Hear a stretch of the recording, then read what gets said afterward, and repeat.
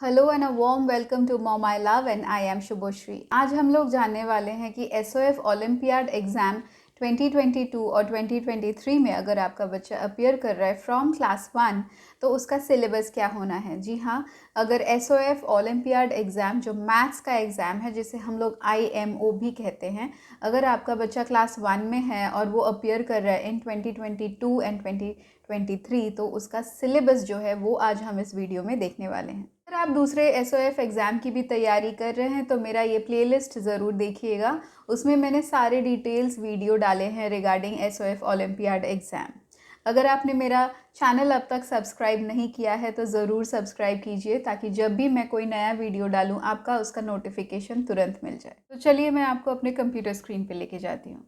तो अभी हम लोग देखने वाले हैं syllabus for maths olympiad exam for 2022 and 2023 class 1 के लिए। तो अगर आपका बच्चा क्लास 1 में है और वो इस साल अपीयर करने वाला है मैथ्स ओलंपियाड एग्जाम के लिए, चाहे कोई भी एसओएफ ओलंपियाड हो या दूसरा ओलंपियाड हो, ये उसके लिए फ़ायदेमंद होगा। हम लोग देखेंगे कि उसका सिलेबस क्या है। तो मैं पहले आपको बता दूं कि ये 8 चैप्टर्स में डिवाइडेड होता है जो भी क्लास 1 का सिलेबस है।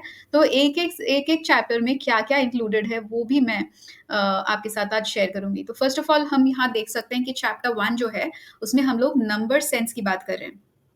तो वहां पे है identify numbers up to 100 and their names, what comes before and after and between given numbers. ये फर्स्ट का मतलब ये होता है identify numbers up to 100 and their names, मतलब 100 तक के नंबर्स दिए रहेंगे और आपके बच्चे को वो पहचानना है नंबर कौन सा है, या फिर वो स्पेल करके भी इन वर्ड्स भी लिखा जा सकता है नंबर नेम्स, और उसको मैच करने के लिए या सर्कल करने के लिए ऐसे कुछ क्वेश्चंस रह सकते हैं।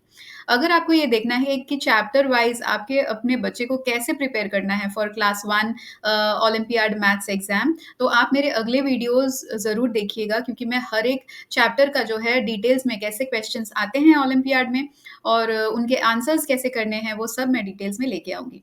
नेक्स्ट जो हमने पढ़ा कि what comes before after and between, जैसे कि फॉर एग्जांपल 72 दिया है तो what comes before 72, what comes after 72 और व्हाट इज बिटवीन 72 एंड 74। तो ऐसा कुछ क्वेश्चन आ सकता है। Then there is compare number, कौन सा छोटा है कौन सा बड़ा है, कंपैरिजन आ सकता है। Identify numbers and their names using abacus and place value, abacus दिया रह सकता है या फिर वंस और टेंस में, क्योंकि ये 100 तक ही है तो वंस और टेंस का ही प्लेस वैल्यू बच्चे को सिखाना है। अरेंज नंबर्स इन असेंडिंग और डिसेंडिंग ऑर्डर, जैसे बड़े से छोटे नंबर तक लिखना है या फिर छोटे से बड़े नंबर तक लिखना है। कुछ ग्रुप ऑफ नंबर्स दिया रहेगा जहां से आपके बच्चे को ये असेंडिंग या डिसेंडिंग ऑर्डर में उसको अरेंज करना है। देन है स्किप काउंटिंग, जैसे कि बीच में ब्लैंक दिया रहेगा, फॉर एग्जाम्पल 18 के बाद एक डैश है, फिर 20 है, फिर 20 के बाद डैश है, फिर 22 है, ऐसे करके स्किप काउंटिंग दे सकते हैं वो लोग, या फिर दो दो करके छोड़ सकते हैं, रिवर्स स्किप काउंटिंग दे सकते हैं, तो ये सब स्किप काउंटिंग के अंदर आएगा। Then there is expanded forms. Expanded form का मतलब ये होता है कि जैसे आपका बच्चा ये जान गया कि उसका प्लेस वैल्यू क्या है, फॉर एग्जाम्पल 84, तो उसको एक्सपैंड करके अगर बोलते हैं कि एक्सपैंड द नंबर 84, तो उसको लिखना है 80 प्लस 4 इक्वल्स 84, ये होता है नंबर का एक्सपैंडेड फॉर्म। उसके बाद आता है count and right the numbers of given objects, मतलब बहुत एक ग्रुप में बहुत सारा ऑब्जेक्ट दिया रहेगा, उसको काउंट करके उसका नंबर लिखना है। मतलब फॉर एग्जांपल एक सर्कल में 10 बर्ड्स दिया हुआ है तो बच्चे को काउंट करके लिखना पड़ेगा कितने ऑब्जेक्ट्स हैं वहां पे। मैं फिर से बता दूं, चैप्टर 2 में जाने से पहले अगर आप अपने बच्चे को एसओएफ ओलंपियाड मैथ्स एग्जाम के लिए प्रिपेयर कर रहे हैं फॉर क्लास 1, आप मेरी अगली वीडियो जरूर देखिएगा जहाँ पे मैं हर एक चैप्टर्स का डिटेल्स में जो भी ईयर वाइज क्वेश्चन आता है या कैसे आपको बच्चे को प्रिपेयर करना पड़ेगा, ये सब कुछ मैं उस सारे वीडियोस में रखूंगी। अच्छा, अभी हम लोग आ जाते हैं चैप्टर 2 पे, जो है एडिशन। अभी एडिंग 1 और 2 डिजिट नंबर्स बच्चे को सिखाना पड़ेगा। क्लास 1 के बच्चे ये सीख जाते हैं कि 1 डिजिट और 2 डिजिट नंबर को कैसे ऐड करना है। फिर adding numbers given in the form of number names and place value, मतलब कुछ प्लेस वैल्यू दिया रहेगा, फॉर एग्जाम्पल 2 टेंस प्लस 3, मतलब 2 टेंस का मतलब बच्चे को समझना है कि 2 टेंस का मतलब है 20 प्लस 3, ये 2 प्लस 3 नहीं है, ये 20 प्लस 3 है। उसके बाद एडिशन और नंबर लाइन्स, नंबर लाइन्स पे एडिशन और नंबर लाइन, तो नंबर लाइन रहेगा जिसपे बच्चे को एडिशन करना है। जब हम लोग प्रॉब्लम सॉल्व करेंगे तो आप उसके बारे में और भी डिटेल्स में जान पाएंगे। Solve word problem on addition. Word problem दिया रहेगा, जैसे हम लोग एडिशन में वर्ड प्रॉब्लम करते हैं, सब्ट्रैक्शन में वर्ड प्रॉब्लम करते हैं, वैसे एक क्वेश्चन 2 लाइन 3 लाइन का क्वेश्चन रहेगा और बच्चे को वो सॉल्व करना है। मैं ये बता दूँ कि क्लास 1 का क्वेश्चन इतना भी ईज़ी नहीं होता, 2 स्टेप्स मैथ्स भी उसमें आते हैं। मतलब एक बार बच्चे को एडिशन करना रहता है, एक बार उसको सब्ट्रैक्शन करना रहता है, एक ही सम में थोड़ा-सा डिफ़िकल्ट ये एग्ज़ाम रहता है। उसके बाद है properties of zero in addition, मतलब कुछ ऐसा दे सकते हैं कि 20 प्लस डैश इक्वल्स 20। तो बच्चे को वो जानना चाहिए कि 20 प्लस 0 ही 20 होता है। तो ये सब कुछ आ गया हमारे एडिशन वाले चैप्टर में, जो कि है चैप्टर 2। अभी हम लोग आ जाएँगे चैप्टर 3, जो है subtraction. Subtract by taken away, मतलब जैसे हम लोग बोलते हैं कि वो that has been taken away, वैसे करके उसको सब्ट्रैक्ट करना पड़ेगा, मतलब उसको माइनस करना है। फिर सब्ट्रैक्ट 1 और 2 डिजिट नंबर, तो क्लास 1 का बच्चा जानता है कि 1 और 2 डिजिट नंबर में सब्ट्रैक्शन कैसे करना होता है। Subtract number given in the form of number names and place value. जैसे ही हम लोग जैसे एग्जैक्टली हम लोग चैप्टर 2 में देख रहे थे, वैसा ही चैप्टर 3 में भी है, वो एडिशन था और ये सब्ट्रैक्शन है। Subtraction of number line, solve word problem on subtraction. तो सब्ट्रैक्शन और एडिशन क्वाइट सिमिलर है, और यहाँ पे भी जो है एडिशन में भी वही सब कुछ था। और आप देख सकते हैं कि जैसे मैंने बोला, एक सम में एडिशन सब्ट्रैक्शन दोनों एक साथ ही हो सकते हैं। तो चलते हैं हम लोग चैप्टर 4 की तरफ, जो है length, wait and comparison.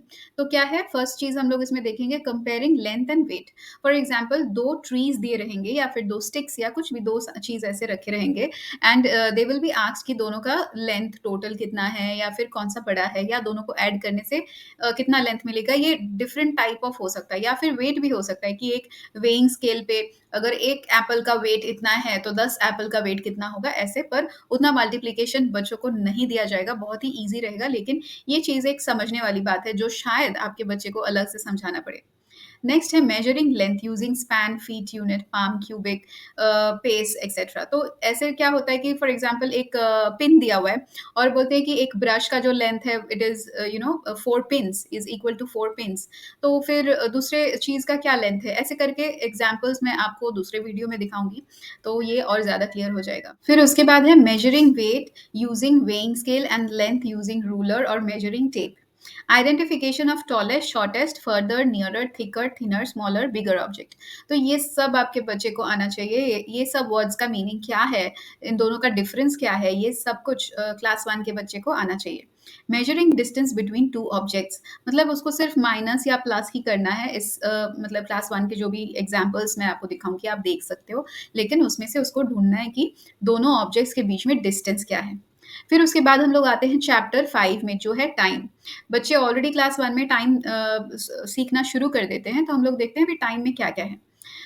Tell the time by the sequence of a day. For example एक सिचुएशन दिया रहेगा कि फॉर एग्जाम्पल बच्चा जो है नहा रहा है, तो हम लोग कब नहाते हैं, इन द मॉर्निंग, तो कितने बजे, ऐसे। फिर name of the month in a year in order, name of the months in a year in order. ये तो आप समझ ही रहे हैं कि 12 जो महीने होते हैं वो ऑर्डर सीक्वेंस में बोलने हैं। फिर कैलेंडर रीडिंग, एक कैलेंडर दिया रहेगा और एक डेट मार्क किया हुआ रहेगा और बच्चे को उसके ऊपर बेस करके क्वेश्चंस आएंगे। Name of days in a week in orders, जो 7 डेज इन अ वीक होते हैं वो बच्चे को ऑर्डरली आना चाहिए, क्योंकि उसमें वैसे क्वेश्चन आ सकता है कि if today is Wednesday, what was day before yesterday, ऐसे ही क्वेश्चंस आते हैं। Number of days in each month, तो बच्चे को ये भी आप सिखाइए कि जनवरी टू दिसंबर हर एक महीने में कितने डेज होते हैं। तो फिर बच्चे को वो आ जाएगा कि वो लोग पूछते हैं कि जनवरी में कितने डेज थे, फिर फरवरी में कितने डेज थे, कैलेंडर दिखा के भी कभी पूछते हैं, तो बच्चे कंफ्यूज ना हो जाए, इसलिए आपको ये सब कुछ उसको अच्छे से सिखाना पड़ेगा। नेक्स्ट चैप्टर आता है मनी। अगर आप इंडिया में रह रहे हो तो बच्चे को ऑफकोर्स रुपीज में ही सिखाओगे, लेकिन अगर आप इंडिया से बाहर रहते हो और आपका बच्चा इस एग्जाम पे अपियर हो रहा है, तो मेक श्योर आप रुपीज में उसको सिखाइए, कन्वर्ट करके रुपीज में, क्योंकि ये प्रॉब्लम मैंने फेस किया है, बच्चे को अचानक से रुपीज समझ में नहीं आता। और इसमें कॉइन्स नहीं देते हैं, मतलब कॉइन्स इन द सेंस पैसे का काउंटिंग नहीं, नॉर्मली नहीं देते हैं एसओएफ ओलंपियाड एग्जाम में। तो सिर्फ अगर रुपीज ही बच्चे सीखेंगे तो वो काफी रहेगा। तो मनी में क्या सीखना है, identification of coin and note. Coins का मतलब 1 rupee coin, 5 rupee coin, 10 rupee. Use of money in shopping activities, ये बहुत ही एक कॉमन क्वेश्चन है जो हमेशा हर साल आता है। शॉपिंग एक्टिविटी में पैसे का हिसाब कैसे करते हैं? जैसे कि क्वेश्चन आता है कि अगर बच्चा 3 चीज़ खरीद रहा है तो एक का प्राइस ये है, सेकंड का प्राइस वो है, थर्ड का प्राइस ये है, तो सब कुछ मिला के उसने कितने खर्च किए। नेक्स्ट है काउंटिंग मनी एज़ शोन, तो कुछ पिक्चर्स दिए रहेंगे जहाँ पे मनी का पिक्चर रहेगा, तो बच्चे को देख के वो पहचानना है और उसको कैलकुलेट करना है कि टोटल कितना मनी है यहाँ पे। उसके बाद हम लोग आ जाएँगे चैप्टर 7 पे, जो है geometrical shapes.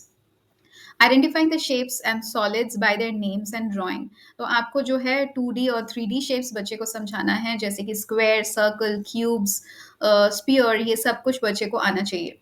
Identify the solid objects used to draw a shape. कोई सॉलिड ऑब्जेक्ट रहेगा जो कि एक शेप को ड्रॉ करने के लिए यूज़ किया जाता है, जैसे कि एक स्क्वायर के अंदर बहुत सारे स्क्वायर्स रहेंगे, तो बच्चे को पूछ सकते हैं कि कितने सारे स्क्वायर्स हैं यहाँ पे।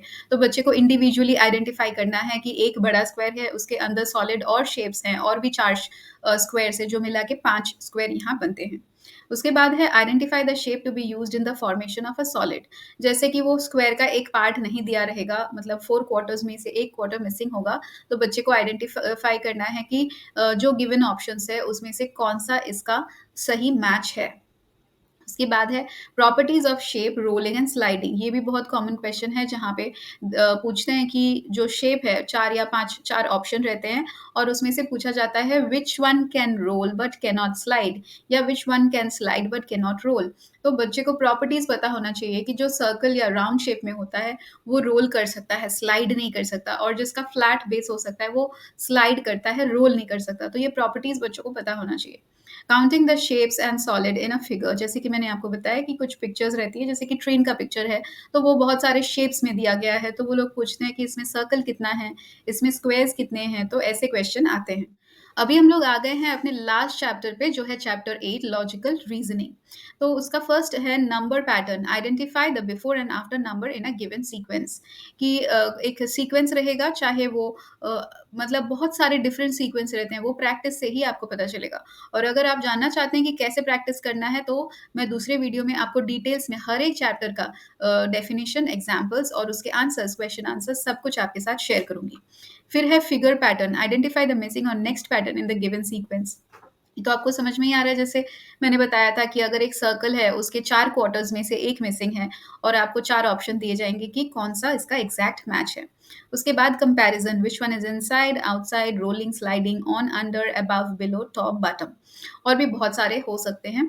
तो ऐसे जैसे फॉर एग्ज़ाम्पल एक ट्री है, उसपे कुछ बर्ड्स बैठे हैं, तो they can ask that how many birds are sitting on the tree and और how many birds are flying in the sky, तो ऐसा कुछ क्वेश्चन हो सकता है।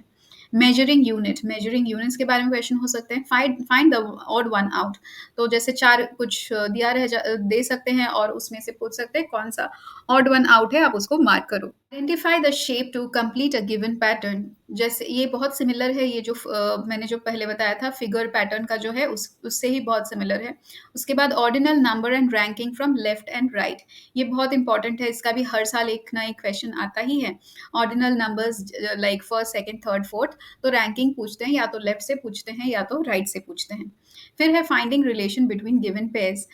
तो ये भी क्वेश्चन 2021 में आया था कि अगर brush is equal to painter, तो एक फिर दूसरा कुछ देके पूछेंगे कि इसका दूसरे फिगर के साथ रिलेशनशिप क्या है।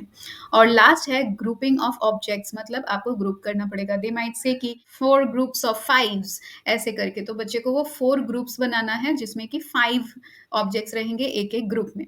तो ये था हमारा पूरा syllabus for SOF maths olympiad exam 2022-23 for class 1। आपको अगर ये वीडियो अच्छा लगा तो इस वीडियो को थम्स अप ज़रूर दीजिएगा, और हमारे चैनल को सब्सक्राइब कीजिए, और हमारे दूसरे वीडियोस भी ज़रूर देखिए इसी प्लेलिस्ट में।